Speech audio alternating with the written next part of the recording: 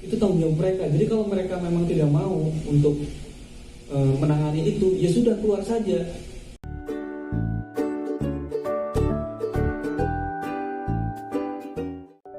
Januari kita ngetawain Cina, Februari masih nge-mall, masih nongkrong, masih nonton liga.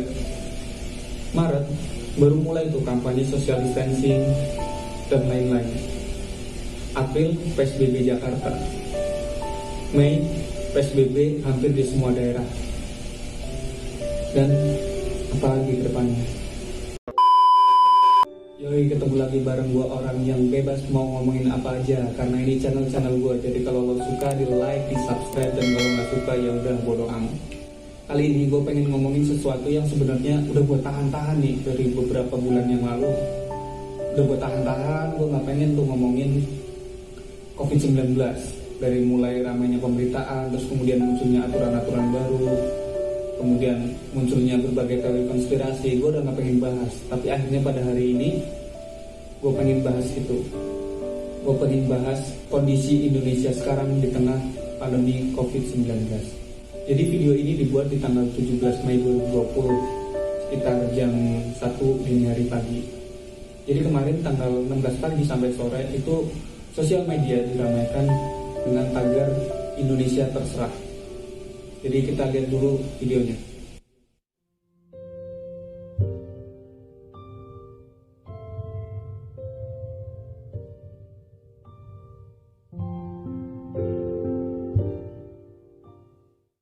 Ini gue ngambil salah satu berita di Instagram dari akun fakta.indo.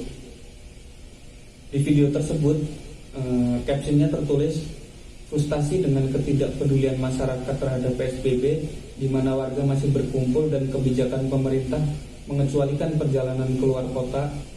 Tenaga medis mengatakan, Indonesia terserah, suka-suka kalian saja.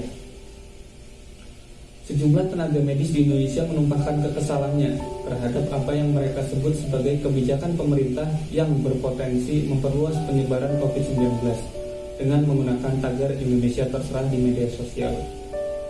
Beberapa kebijakan yang disoroti tenaga medis diantaranya adalah pengecualian pergerakan masyarakat keluar kota hingga diperbolehkannya warga berusia di bawah 45 tahun di 11 sektor yang diperbolehkan kembali bekerja di kantor.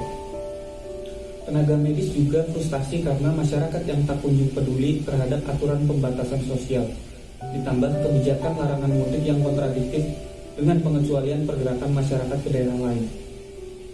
Ada larangan mudik, terus tiba-tiba bandara dibuka, itu otomatis bertolak belakang.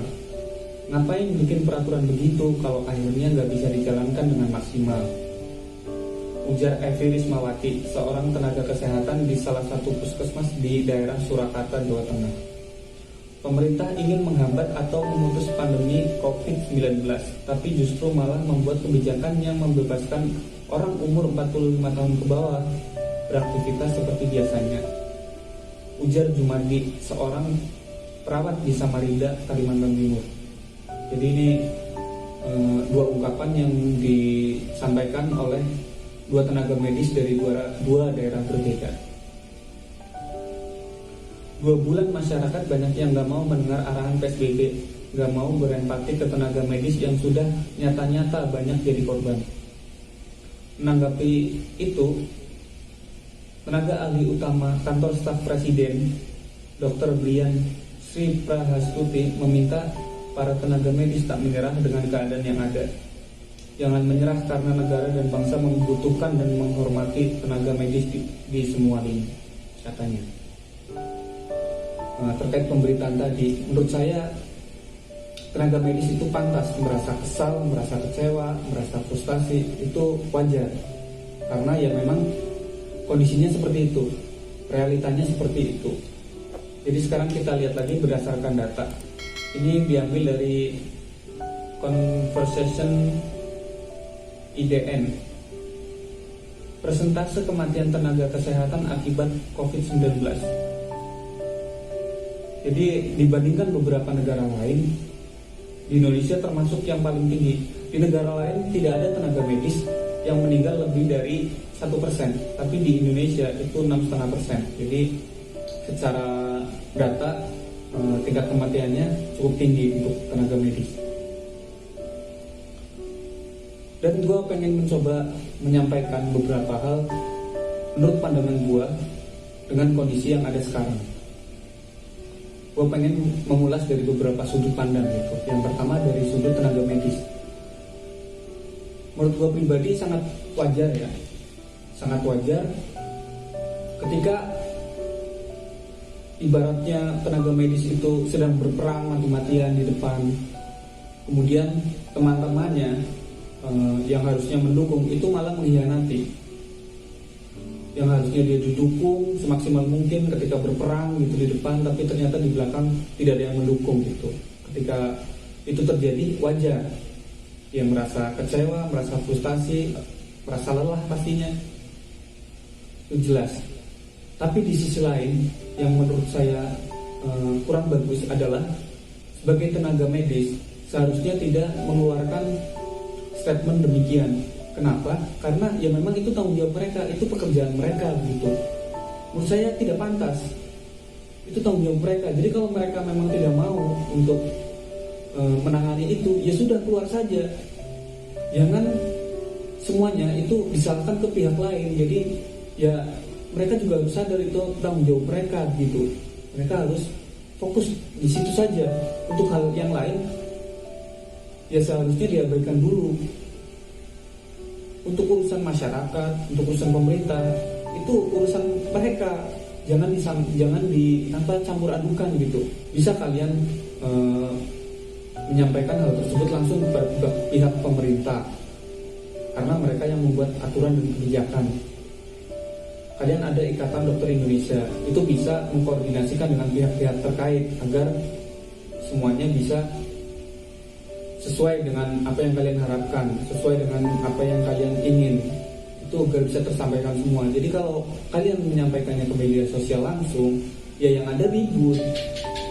Semua punya kepentingan, semua punya kemauan masing-masing gitu. Jadi menurut saya alangkah baiknya penyampaiannya itu lebih terarah begitu. Jangan tiba-tiba langsung seperti ini. Itu menurut saya dua sisi yang seharusnya kita lebih mengerti. Kemudian dari sisi masyarakat, sama seperti yang pertama, ada dua sisi yang seharusnya dimengerti. Kita sebagai masyarakat seharusnya ya tahu kondisinya sedang seperti ini. Ikuti arahan-arahan yang pemerintah himbau agar kita pakai masker kalau keluar, kemudian di rumah aja, kemudian kalau memang nggak penting-penting ya jangan keluar, sering-sering cuci tangan, tetap jaga kesehatan seperti itu. Tapi di sisi lain saya juga mengerti, saya sebagai masyarakat biasa mengerti betul keterbatasan ini, aturan-aturan ini itu membuat kita bosan, membuat kita juga frustasi, apalagi sekarang sudah menjelang Lebaran. Tradisinya kan kita pulang kampung berkumpul dengan keluarga, dan sekarang itu nggak bisa. Jadi saya mengerti betul kenapa kemudian ketika aturannya diperlonggar, akhirnya dimanfaatkan untuk pulang kampung, atau ya saya nggak tahu lah itu aturan diperlonggar untuk apa aja. Tapi yang jelas pada akhirnya di bandara sangat ramai, dan menurut saya ya kurang pas saja. Tapi itu seharusnya juga bisa dimengerti. Jadi ada dua sisi, yang satunya mengerti dengan kondisi pandemi yang sekarang, sampai memulihkan dulu beraktivitas normal, meskipun mungkin tidak akan normal seperti dulu, akan ada banyak kenormalan baru yang memang harus terjadi. Jadi memang ada dua sisi. Dan yang ketiga dari sisi pemerintah, menurut saya juga sama, ada dua sisi yang gak bisa dilepas. Itu mungkin sisi yang pertama harus fokus kepada kesehatan, yaitu tadi harus memperhatikan betul tenaga medis, harus menjaga agar masyarakat tetap tidak kemana-mana, agar penyebarannya tidak semakin luas seperti itu. Tapi di sisi lain pemerintah juga melihat dari sudut yang lebih luas, terutama di bidang ekonomi. Karena memang ketika pembatasan-pembatasan ini dilakukan, itu ekonomi hancur, ekonomi sangat porak-poranda, sangat parah, dan pemerintah juga pasti pusing dengan hal tersebut. Ketika mengeluarkan aturan, pasti akan terjadi pro dan kontra. Pro dan kontra ini harus diimbangi dengan ya berdewasalah dalam menerima aturan begitu. Ketika suatu aturan ditetapkan, pasti ya ada plus dan minusnya. Jadi kita sudah beberapa bulan di tengah kondisi pandemi. Dari mulai awalnya sekolah saja yang diliburkan, kemudian tempat-tempat kerja diliburkan, terus kemudian PSBB di mana-mana sudah diterapkan begitu. Meskipun bisa dibilang PSBB yang dilakukan tidak 100% ketat gitu ya, masih ada beberapa kelonggaran-kelonggaran sebagai toleransi begitu, karena memang ini kan bukan kondisi yang biasanya terjadi. Jadi seharusnya menurut saya kita harus sama-sama mengerti dengan kondisi atau posisinya masing-masing begitu. Jadi tidak serta-merta wah tenaga medis nih merasa paling dirugikan. Enggak, semuanya pasti dipusingkan dengan kondisi ini. Enggak semuanya dirugikan. Jadi ya mau bagaimana gitu. Menurut saya disinilah peran pemerintah yang paling penting, peran pemerintah yang paling utama, ditunggu kebijakan-kebijakan yang konkret, kebijakan-kebijakan yang memang menjadi solusi terbaik.